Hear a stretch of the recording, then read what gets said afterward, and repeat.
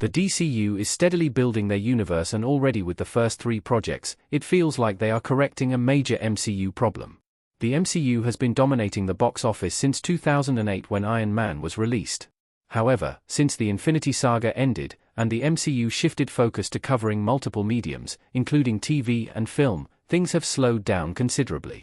Meanwhile, the DCU is about to debut their first movie with Superman.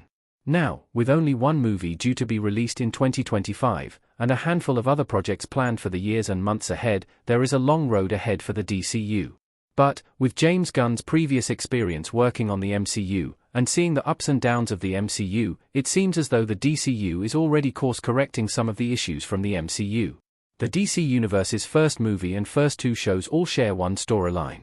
The universal connections run deep in the DCU.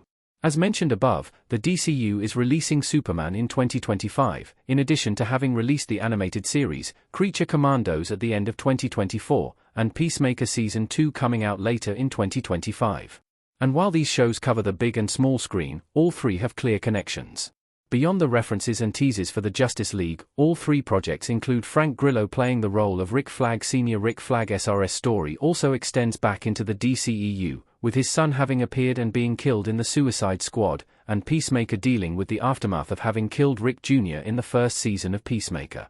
Rick Sr. is well connected in the DCU, and his central role in multiple projects creates a unique continuous story that is gradually expanded and developed through other projects. How the Rick Flag Sr. storyline avoids an MCU problem. The MCU has struggled to create a balanced viewing experience for audiences.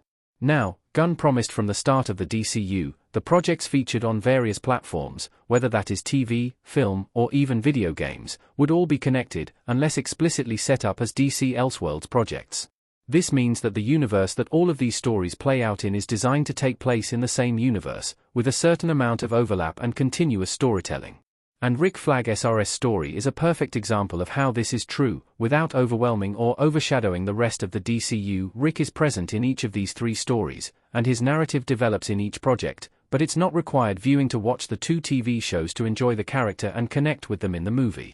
Instead, the DCU is making an effort to connect these stories, but viewers can be as engaged as they want to be, without feeling the burden of needing to catch up on every project. And unfortunately, as the MCU has grown, their projects can sometimes feel like homework to get to the next story. The DCU's Rick Flag storyline makes Superman and Peacemaker Season 2 even more exciting. There are layers of storytelling being worked into the DCU. Rick Flag Sr. is a central character in Creature Commandos as the official leader of the team. That project delivers the most expansive exploration of the character, and it appears that his role in both Superman and Peacemaker Season 2 is more of a supporting role. However, the inclusion of the character doesn't necessitate the audience needing to go and learn everything about him unless they want to find out more about his character. And if that's the case, they can go and enjoy Creature Commandos, which ultimately feels a lot closer to how comics work. The comics have connected universes, and when readers find a character they like, there is often a series of stories that explores more about that character. However, if they don't have an interest in the character, they can focus their attention on other characters. Rick Flag SRS' role in Superman and Peacemaker Season 2 feels similarly positioned, which means that the DCU audience is in control of how much or how little they engage with the series as a whole.